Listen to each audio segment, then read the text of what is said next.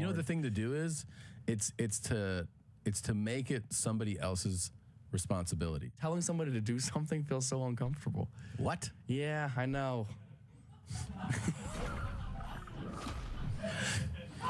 You guys don't have to laugh.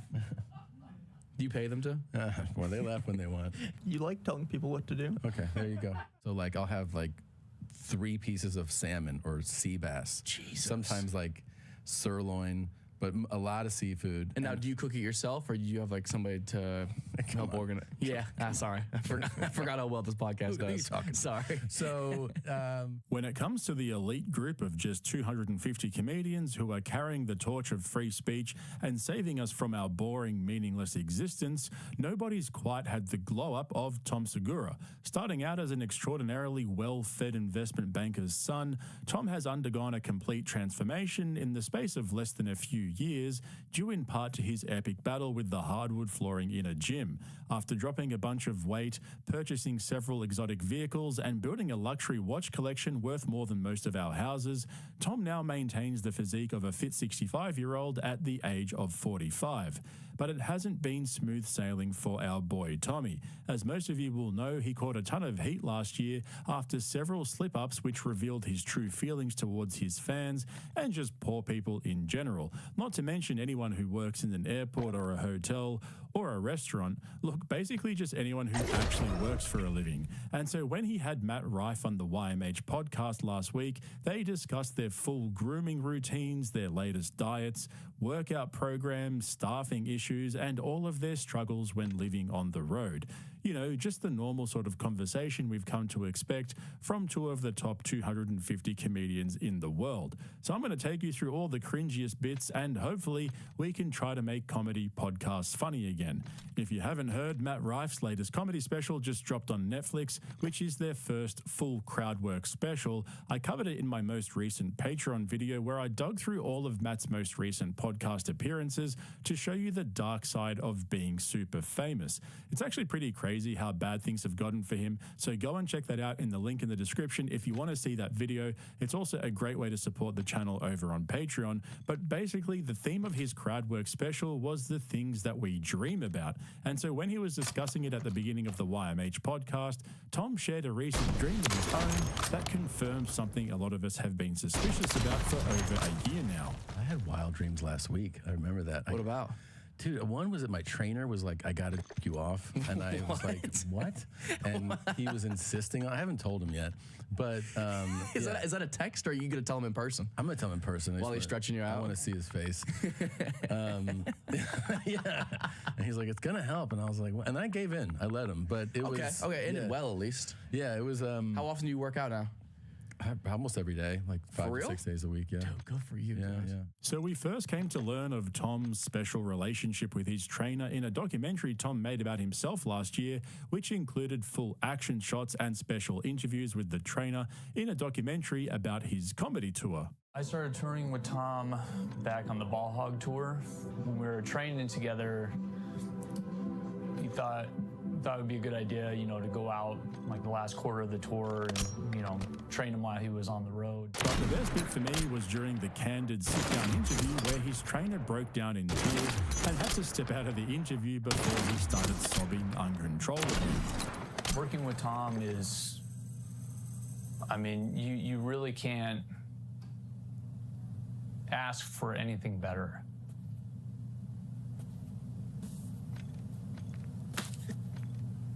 Can't, man.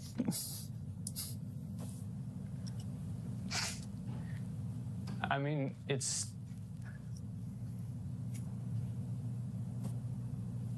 Fuck yeah. Now, I've seen Tom and Bert do some weird shit over the years, but that has to be in the top 5 cringiest moments caught on video. Right up there with Bert telling 2 kids in Target that he's a comedian, not a YouTuber, and then proceeding to draw a blank when they asked him to tell a joke.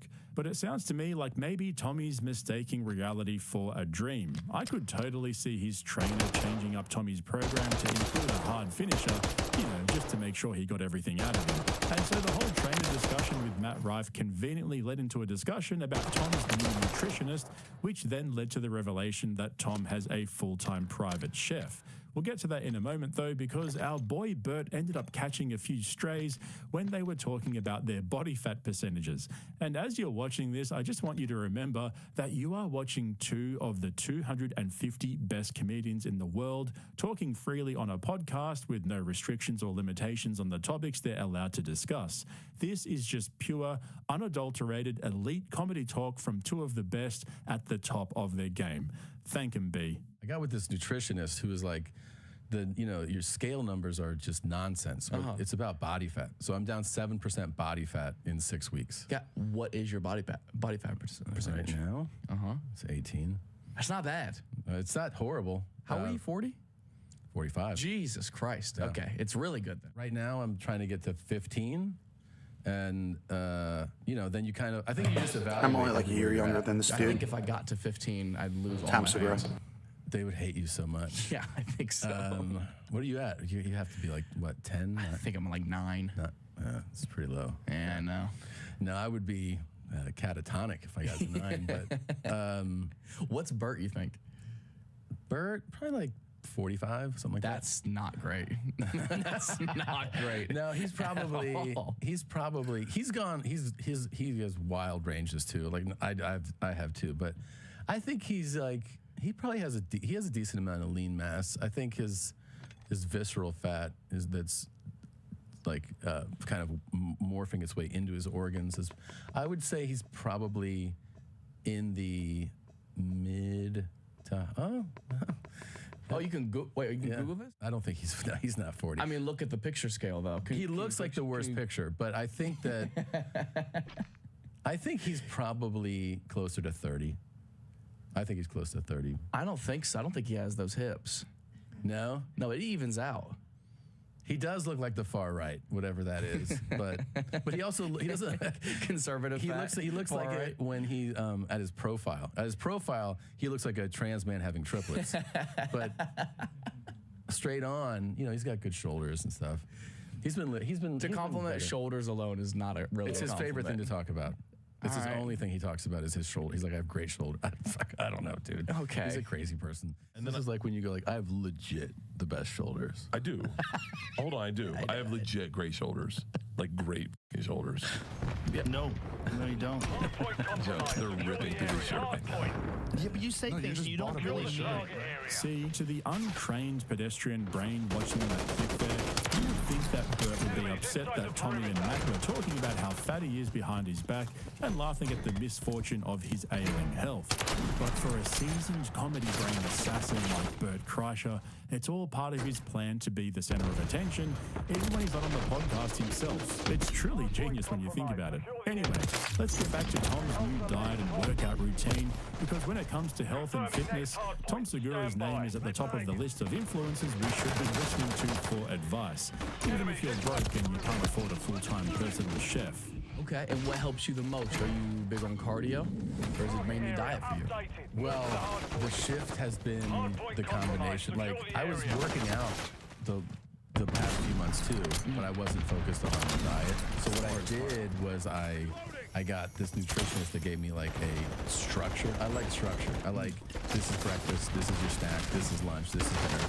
So I follow what he says to a T. And then all we did was we dialed up workouts a little bit. My cardio sessions went from 45 to 60. So 60 minutes on like a Peloton bike or like rucking or whatever. And then my weightlifting sessions, pretty much the same, went from like 45 to 60. And then, dude, here's the thing that I didn't expect is that doing this clean eating, it has completely changed my digestion. Really? I was about to go to a gastroenterologist. I'm not kidding. Like a month ago. That bad?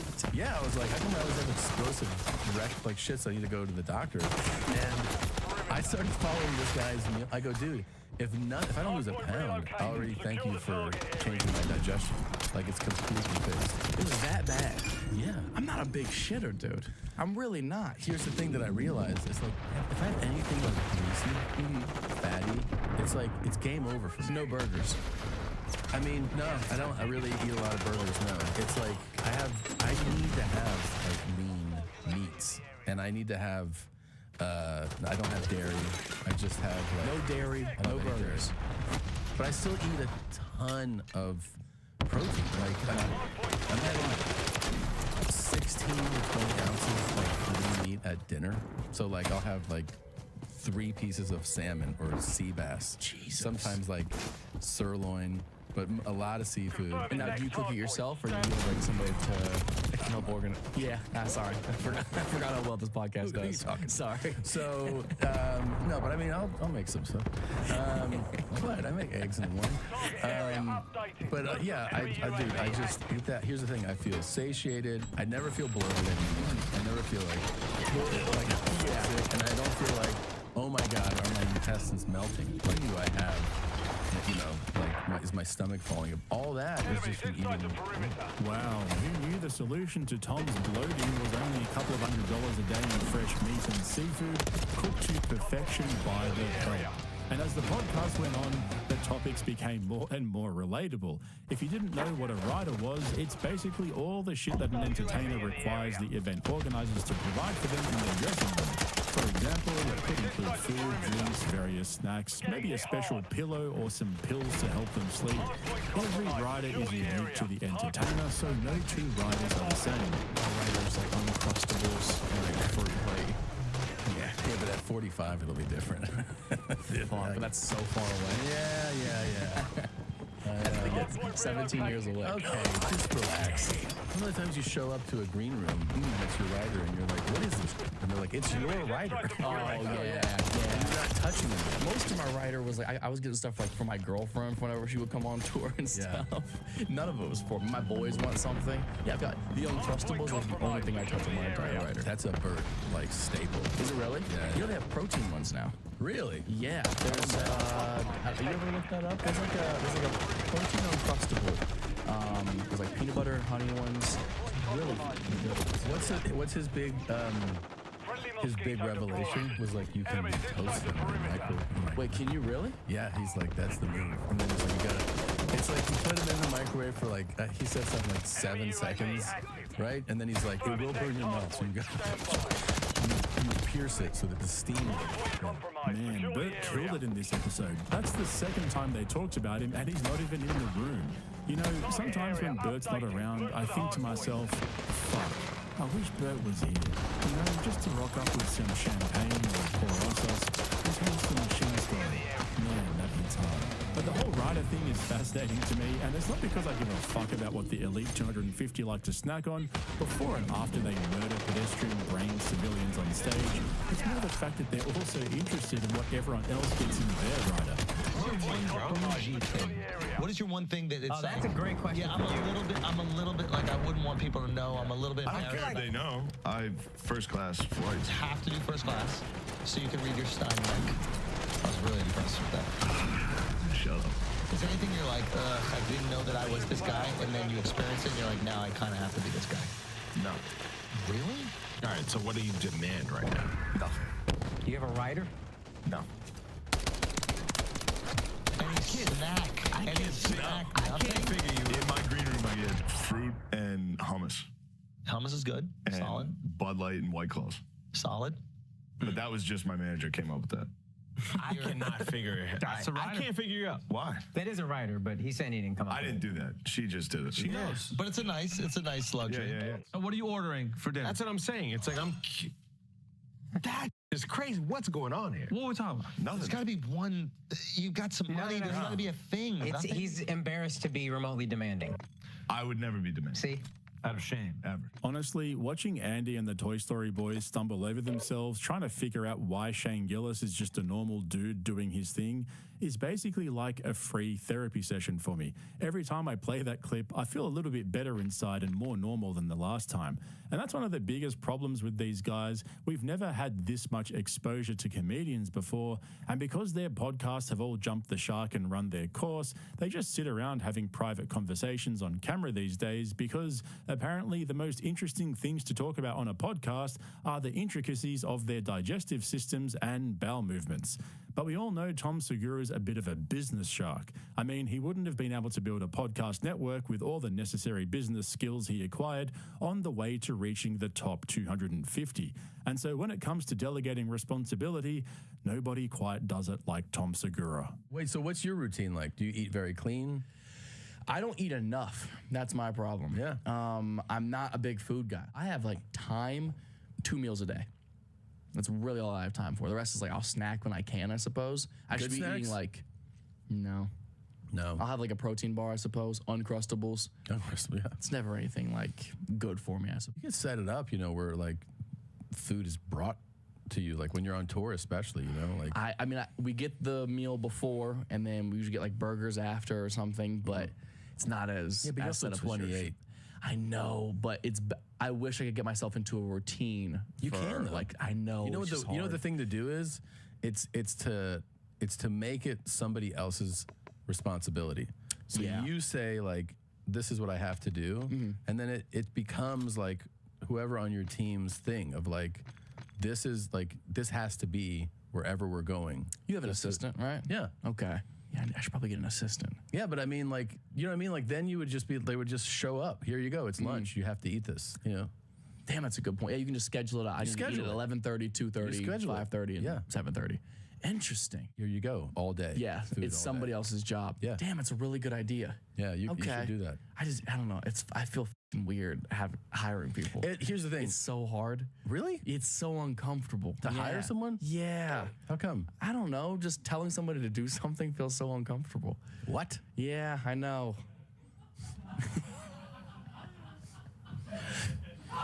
You guys don't have to laugh.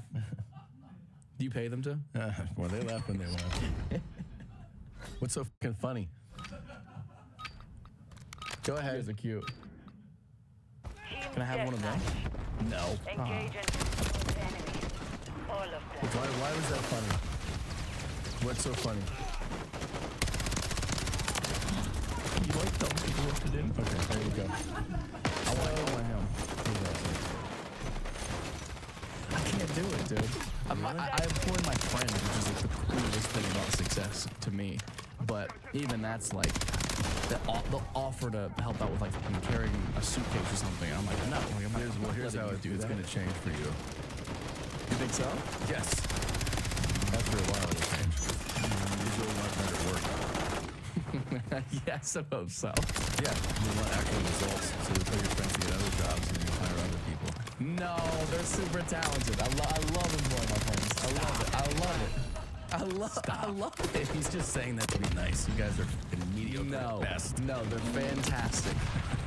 And they listen to me.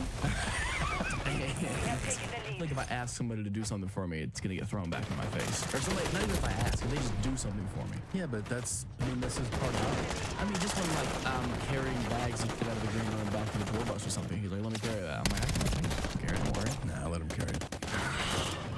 I should let him. I have a hard time doing it though. He wants to. I don't know. I feel like less of a man having another man carry my. What's his job? Carry the bag. Open the door too. Yeah, there's not much security risk. I suppose you're right. Okay, so here's the thing. That seems like an entirely normal conversation for Tom and Matt to be having in private. Like, why the fuck are they spending half the podcast talking about their diets, exercise, their staffing requirements, their riders, etc., etc. And then we have 3 producers sitting there in the booth Googling Bert's favorite Uncrustables and laughing at all of Tom's jokes. The guy has gone so far off the deep end that he can't be saved at this point. Tom totally exemplifies how money can make you healthy. Make it somebody else's responsibility.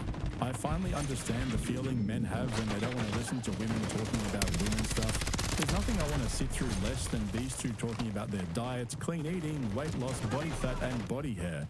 And they say women comedians aren't funny. I remember when the MWIII podcast was fucking wild with the most unhinged clips and crazy conversations. Now they're talking about clean eating and gut health. Oh, what are we doing here? I personally blame Joe Rogan for this, but I hope Matt Rife can break through the chaos and find his place. I discussed this in more detail over on Patreon, and I've actually changed my tune on him over the last year or so. He's in a really bad place at the moment, which is something he's been openly discussing on all of his recent podcast appearances. So hopefully he can take a step back before he does too much damage to himself and ends up ruining his life. Even though I don't really enjoy his style of comedy that much, much. He's definitely carving himself out a piece of the comedy pie, and even though he's kissed the Austin comedy ring, he's basically doing it on his own through social media and targeted media campaigns. So as long as he doesn't start a podcast, his own brand of vodka, and start shilling for big tobacco, he might just break through all the bullshit and become one of the biggest names in comedy. Anyway, don't forget to check out the link in the description to my Patreon if you're interested in my longer form uncensored content. I made a 2-part series recently on the Kill Tony MSG shows for you guys, as well as other bits and pieces. So it's a great way to support the channel if you enjoy my content. Go and check that out if you're interested. Also, if you're not a regular here on YouTube, hit that subscribe button and make sure you give me a thumbs up if you ended up liking this video. Thanks for watching. I'll catch you in the next one. Waxing before. How bad, man? Not bad. Not that bad? No. Now, do you go to a place to do it, or you just lay some duct tape back there? I've gone to a place. Like I have 4 eggs, blueberries. A little while later, protein shake. Lunch. I had lunch today. 10 ounces of chicken, beans, and then dinner I'll have 16 to 20 ounces of lean protein, like sea bass, salmon. Sometimes I'll have leaner red meats, greens, fruit. You got someone organizing this for you, or are you just doing it yourself? Sirloin, but a lot of seafood. And now, do you cook it yourself, or do you have like somebody to help organize? Yeah, sorry. I forgot how well this podcast goes. Sorry. So, Top 250 comedian Tom Segura is back on the Joe Rogan Experience to tour his new diet. Tommy Buns is no stranger to the podcast, though. He's become a regular fixture on JRE over the years, which has helped him to build one of the biggest privately owned podcast networks in the world. Ironically, though, their fame and fortune has come at a cost. You see, Tom's built a reputation for being a massive arsehole to poor people, and now it's basically come to a point where he can't escape it. Reminiscent of Brendan Schaub's homeless cats, everywhere Tom goes, the paws seem to follow him around. Let's take a look at some of the top comments on this episode of JRE. My net worth is way too low to watch this. The paws were here. Tom's not sitting in a chair, he's sitting on the floor with his wallet in his back pocket. Tom's fans unionized against him. Hey look, it's the guy who hates poor people. Seriously, this is probably the worst comment section I've seen for a guest on JRE since it's been back on YouTube. I remember when top 250 comedian Andrew Schultz went on the podcast just a few months ago and got completely shit on in the comment section, but this was definitely worse. And it's not something that has gone unnoticed by the man himself. It's gotten so bad now that Tom is clearly having trouble dealing with it. No matter how hard he tries to act humble and clean up his reputation, he just can't seem to shake it. I've been sending you clips of my favorite accounts on the internet or on Instagram are hateful comment sections. Oh my God. The comment sections where if it was you, it would hurt so bad. Right. But when it's not you, it's hysterical.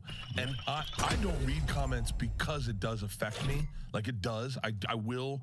It'll bum me out that someone will go, this fat all he does is take his shirt off. Like it's like the dumbest slam that is inaccurate to me is like, he's not funny, he never was funny. I go, I had to be a little funny. It's like never. Like can you really say never? Can you really say never? I want to sit that guy aside and go, never. I've never made you laugh. Never. How did I make you this angry? Yeah, how did I make you so angry? Like, can we work on us together? Can we get into couples therapy and figure out why you hate me and what I'm doing to make you hate me? I have so much disdain come at me from people with little to no means. And it's just like a constant barrage of just like, I'm so poor, I can't relate to anything you say. And I'm just like, okay, I don't know what to tell you. I donate to charities. Like something positive has to come out of this, but it's constant. It's constant. Being relatable has always been a struggle for the new breed of comedy assassins coming out of Austin, Texas. Joe Rogan is by far the most humble of the top 250, and I suspect it's because he's been absolutely fucking loaded since his first Disney development deal at the age of 25. Or was it 26? Who knows? But even just in regular conversation, it's good to see that Rogan still appreciates those of us regular folk who are able to make him laugh on the internet. Somebody had a great tweet about the eating pets thing. Here, let me- it's one of those things where I read it and I'm so happy that we live in a time of the internet, because the internet is so fun, because there's so many regular people out there in the world that are so fun. Yeah, they are. So this dude's name is Nick Freitas. And for those of you who didn't know, Joe and Tom have a shared passion for exotic cars, something they developed over the years as they rose through the ranks. However, as big as their car collections have become, they can still agree with us pawns that guys who drive Bugattis are massive douchebags. I'm not even a Bugatti guy, because Bugatti to me is like, look at my dick. That's Bugatti, you know? $1 million car is also like, look at my dick. It's just like the Bugatti. Like, it's a look at my dick.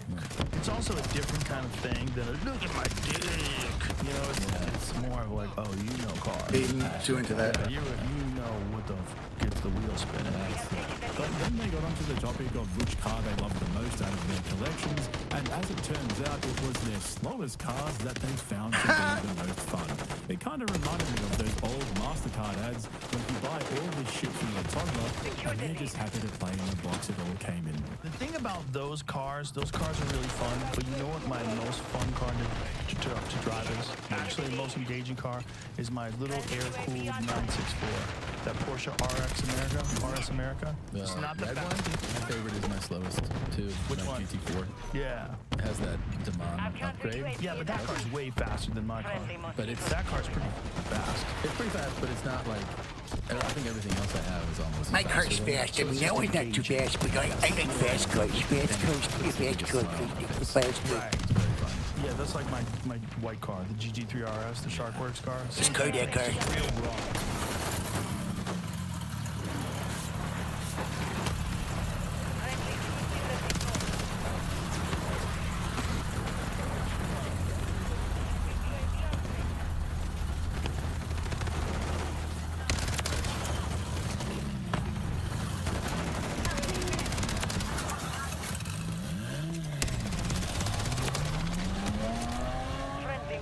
Man, that clutch is so raw, huh? But enough car talk, because on a podcast with two of the best comedians in the world, it was inevitable that they would get into the fine art of stand-up comedy. Fresh off his first special in 6 years, Rogan was keen to share his experience doing Netflix's first live special, which ended up absolutely bombing.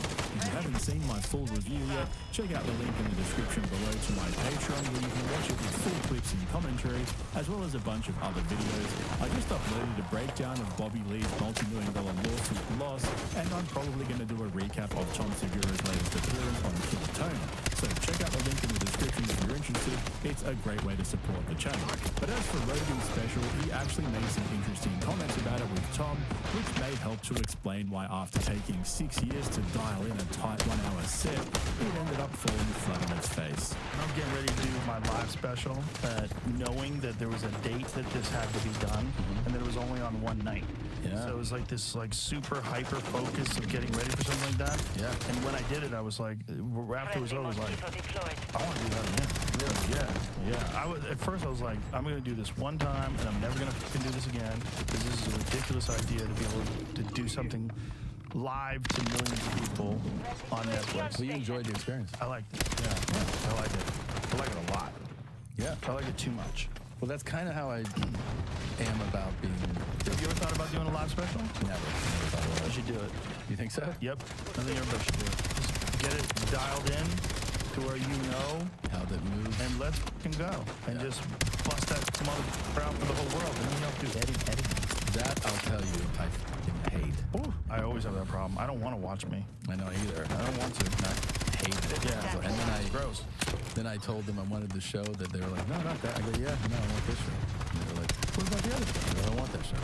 And then everyone was like, I go, you asked me to watch it. I watched it. Well, that's got to be. You can't have anybody giving you advice. I don't agree. I think if a comic is gonna put out a special, it should be that comic special, and what that comic thinks should be on that special, and that's it. You're not supposed to have someone tell you what the you're gonna put in your act. Sure. Like, do you know how to do comedy? No, you don't do comedy, right? Shut the fuck up. You shut the fuck up. This is crazy. This is a crazy conversation. Yeah, I mean, But everybody wants to get in there. So it sounds like Rogan has completely insulated himself from the outside world. He's just sitting there in his ivory tower, surrounded by yes men who sit around kissing his ring and smelling his salts. It's almost like an extension of his don't read the comments advice that he gives everyone. Like he just said there, he refuses to take any notes from anyone regarding his comedy, and it really showed in his latest special. But I think that can happen to anybody though. If you've been working on something for so long, it's easy to get too close to it and lose your perspective. So it kind of makes sense how he thought it was so dialed in and so tight. He trimmed off all the fat and honed it down to this perfect 1 hour set. And he probably has no idea what people really thought about it, which is kind of wild when you think about it, and even more so for his buddy Tom. Like I said earlier, even Andrew Schultz copped a massive backlash in the comment section from his last appearance on JRE, and it sounds like Joe has absolutely no idea that the tide is turning on all of his buddies. It's almost like he's a king living in his castle, and when the peasants surround him coming for his head, he'll turn to his inner circle and say, "What the fuck happened? I thought they loved me." But as for Tom, once they got deep into the comedy brain territory, he gave us some insight into what it's really like to live life on the road as a stand-up comic. I have a pre-show pee routine. Do you? During the day, I'm drinking water and, a couple of coffees. And it's like, if we're on the road, we go work out, I'm going to increase the water intake, start drinking more. Okay, I get there. The show's going to be in 45 minutes. It's like I pee, but then I keep going like, oh, here's a water. Maybe pour a Diet Coke I'm going to take on stage in a cup, water. And then it's like, all right, start the show. I introduce, opener. And then I'm like, all right, I'm going to go pee and I'll be back. And I do that. And then it's like, hey, he's got 5 minutes left. And I always go, do I have to pee again? The worst is if you have to shit. Oh, Jesus. If you think you're going to go on stage for an hour and you have to take a shit, you're like, oh my God. Yeah. How much time does he have left? He has 3 minutes left. I can't.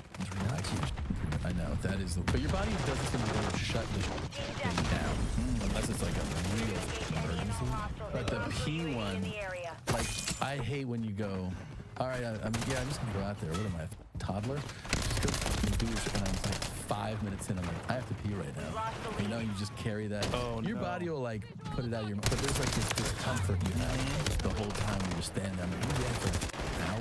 I don't know who the fuck told Tom that people are interested in his peeing routines. I seriously miss Fat Tom. He never used to talk about clean eating and gut health and bowel movements. Now it's all he talks about. That and how he trains every day doing hard cardio and weight sessions. Sometimes he'll do 2 in a day if he has time. And when he's on the road, he'll bring his side piece trainer along with him to help build up a sweat before he goes on stage to murder the pause. Like, it's getting beyond ridiculous at this point, and the worst part is he knows how much backlash there is because all he talks about is his millionaire lifestyle with private chefs and hundreds of dollars a day in meat and seafood, yet he still brings it up as if he's discovered the secret to life. This might have helped me so much, dude. Like this eating plan. I got it from a nutritionist in LA, Dr. Buglia. And I told him a couple weeks into it, I was like, if I don't lose a pound, I'm already going to thank you for my digestion change. I got so used to just explosive shit all the time. Like Christina, are you going to ever see a doctor? I hear this violence coming out of the bathroom. And I'm like, yeah, I got to go check it out. And then I had a colonoscopy a couple of years ago, and they were like, you're good. And I'm like, yeah, but I mean, I have diarrhea 14 times a week. Is that normal? And I'm like, I don't know, man. Switching to the way I just described my eating now, because I have totally normal diet. A 45-year-old comedian who looks like he's in his 60s telling us about his colonoscopy is peak comedy in 2024. What are we going to be? And I never thought I'd say this, but thank God for Bert Crusher. If it wasn't for him, this podcast would have been boring as fuck. And he wasn't even there. This podcast was recorded last week before the UFC Sphere event in Vegas, and they were discussing how exactly they would use the venue when our boy Bert came up in conversation. I don't know if the broadcast goes up on the wall. That's what I'm thinking. I'm wondering if you can see the fights take place on the ceiling. Jesus. Which would be an advantage. Did you see a show there already? In certain positions. No, I have not. Have you? I've heard it's the same. What did Bert go to see there? The Dead? He's seen a few there. He saw the... He said, yeah. Of course. Yeah, yeah. They should. Yeah. They should mock you. He doesn't just cry. He likes to take photos of him crying and then post it on Instagram. I'm so sad. My daughter went to college. Look, is this one good? How many did he take before he picked that one? He's a fucking mess when I saw him. He's on one. He was in a fucking bender. How's he doing these days? He benders, he goes off, he goes on. Yeah, he's cleaned up for a little while, right back in. He's in a burnt cycle. He was somewhere in Vegas. And somebody was like, you know, do you want this? He's like, can't, I'm hardcore keto. And I was like, okay. And then we go to this. I'm like, okay. The way you said, we twisted your head. That's such a hardcore keto. And then we go to this bar, and of course, like, you know, he's throwing him back. He's throwing back. And I stand there, shirtless, and he goes, I'm actually shit face. I go, yeah, I can tell. And so I go, hey, you know, some time passes. He's like, yeah, I go, okay, we're gonna go this way out of this place. Here's the exit. And he's like, okay. So I turn this way, say something. I go, ready? He goes, I'm going to stay. I go, okay, I'll see you later, man. Later, I'm like, how was it? He's like, dude, I was so hammered. I go, yeah, I know. He goes, yeah, I got back and I ate a dozen donuts. And I was like, I go, what happened to hardcore keto? He goes, well, I just ate the tops. And I go, that's not how keto works. That's even worse. Yeah. That's what the frosting is. You fucking, what are you talking about? He's a lunatic. Oh my God. He's still alive. How long can you do that for? Yeah, he does it. And then, you know, what'll happen is like, so he's like, whatever, real crazy right now. We'll see him in like a month, and he'll be like, oh yeah, my other favorite friend, I quit drinking. I go, when? He goes, Wednesday. And I'm like, but it's Friday. He's like, I know, but it's like 48 hours, nothing. That's not. That's a normal person. That's not how that term works. I gotta clean it up. And he'll just like really clean it up. You know, like, won't drink for a while, clean up the diet. You'll see him just like thin out. Takes a picture on Instagram. Takes a good picture. Sucks his gut in. Sexy picture. This is me now. And then you'll be like, oh, you're 3 weeks later, huge. 3 weeks later, I see him waddle through the green room at the mothership. I'm like, what the dude? The are you doing? I know. He goes hard. He goes hard, dude. It was only a couple of weeks ago when Rogan was explaining to Andrew Huberman that Bert doesn't care if people talk about him positively or negatively, he just wants to be talked about. And so I can imagine Bert lying on the couch in his Versace underwear, chugging from a bottle of Porosos while smashing down a few donuts, cheering every time they mention his name. Bro has a sick fascination with himself, but I feel like Tom has become so fucking boring at this point that he should be accompanied by Bert everywhere he goes, just to keep things interesting. I mean, imagine how different this episode would have been if Bert was there.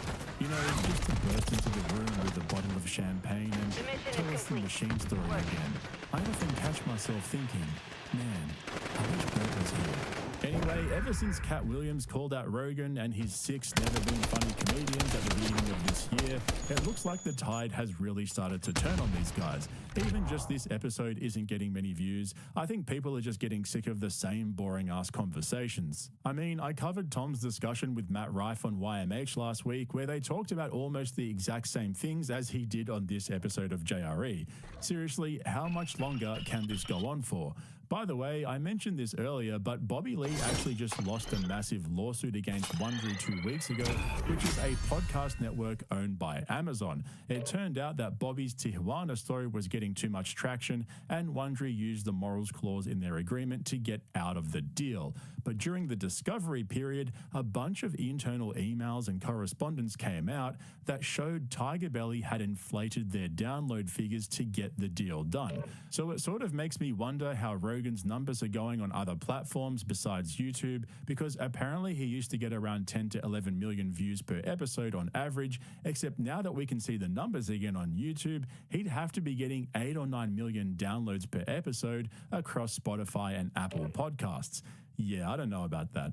Anyway, just something to think about, right? But don't forget to check out the link in the description to my Patreon if you're interested in my longer form uncensored content. There's plenty of stuff on there right now covering Rogan, Kill Tony, various lawsuits, as well as other bits and pieces, and it's a great way to support the channel. Also, if you're not a regular here on YouTube yet, hit that subscribe button and make sure to give me a thumbs up if you ended up enjoying this video.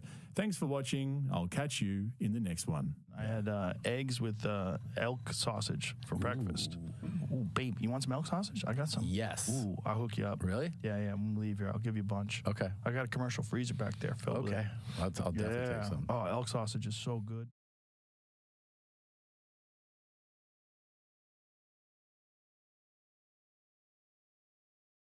Can I tell you guys a story? Okay, last night, I'm doing a show here, okay? And I was talking about the Epstein thing. And two people, a couple, just get up and they fucking leave. They did the exact right thing. They felt comfortable. They felt, wildly miserable, and they were in an awful situation. And then they just got up and left, right? Now, the tricky thing about being on an island,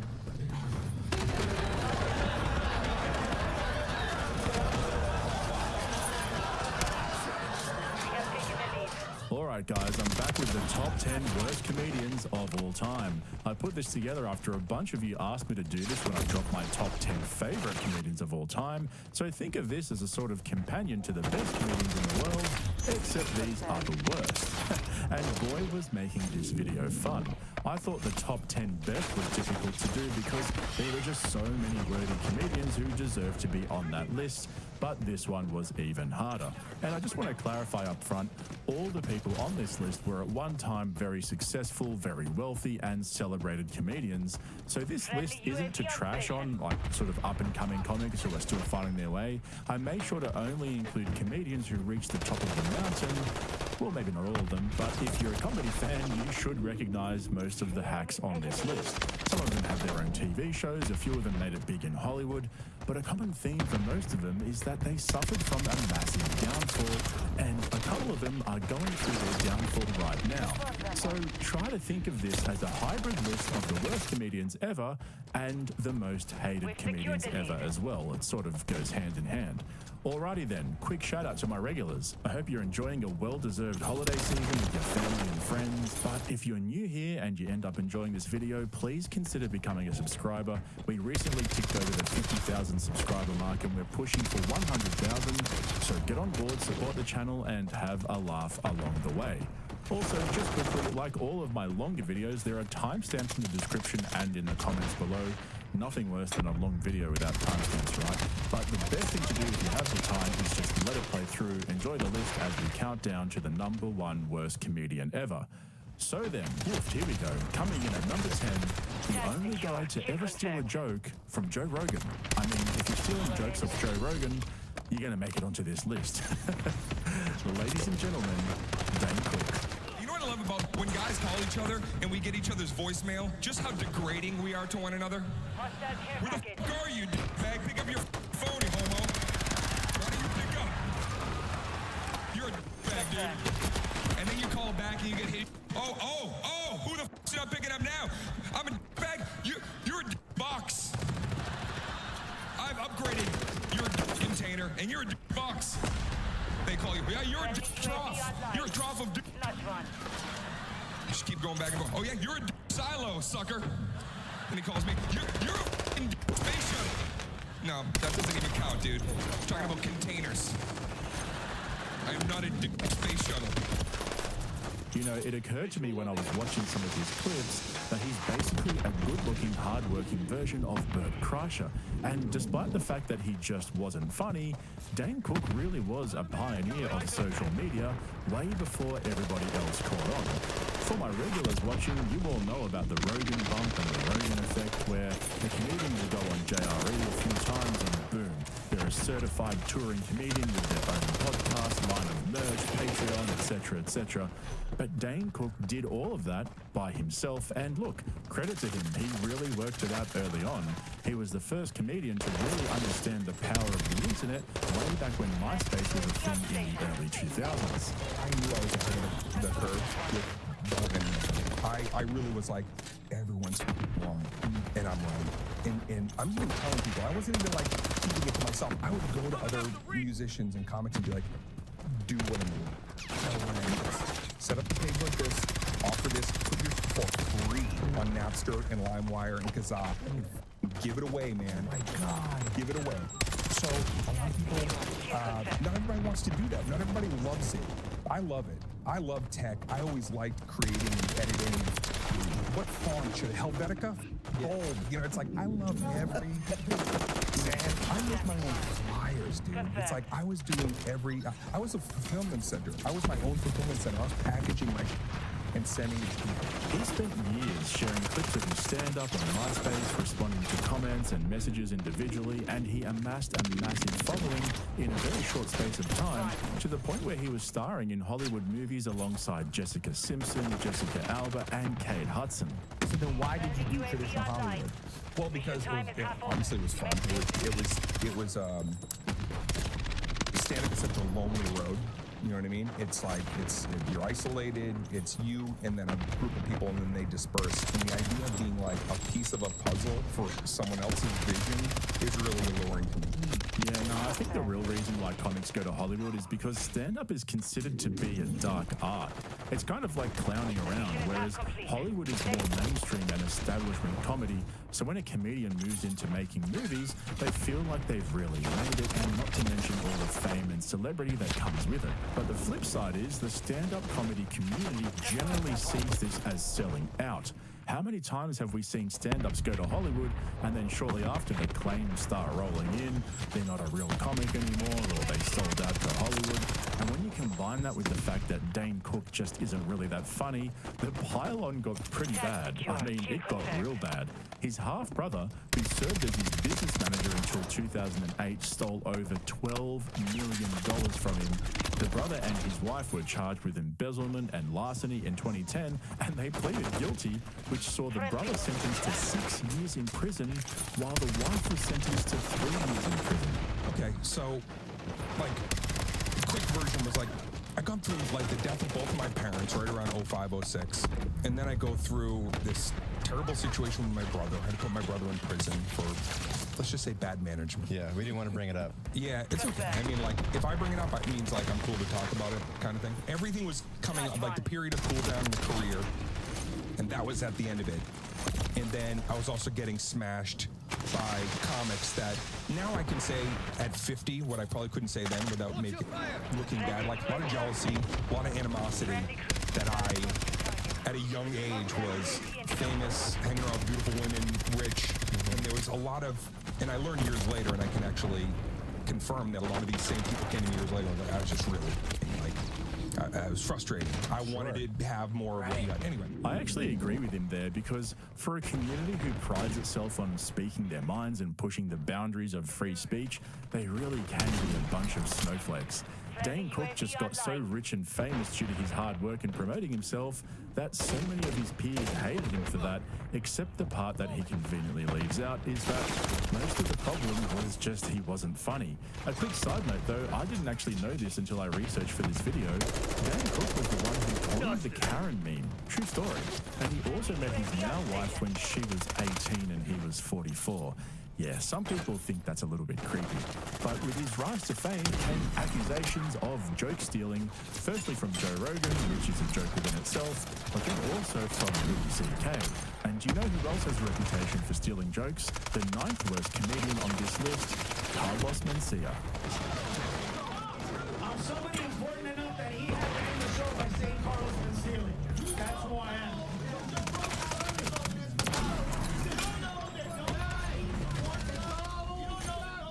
So when it comes to accusations of joke stealing, Carlos Mencia is one of the most commonly cited examples.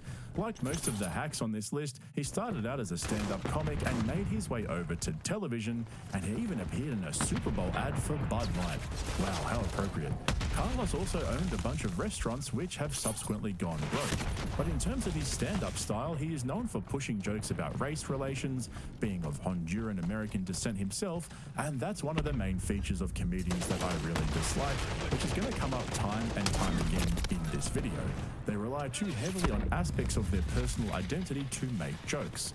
Unfortunately, though, the accusations of joke stealing never went away, and Carlos Mencia has come to be known as one of the worst joke thieves of all time. If someone steals a riff from a song, that's in the news constantly.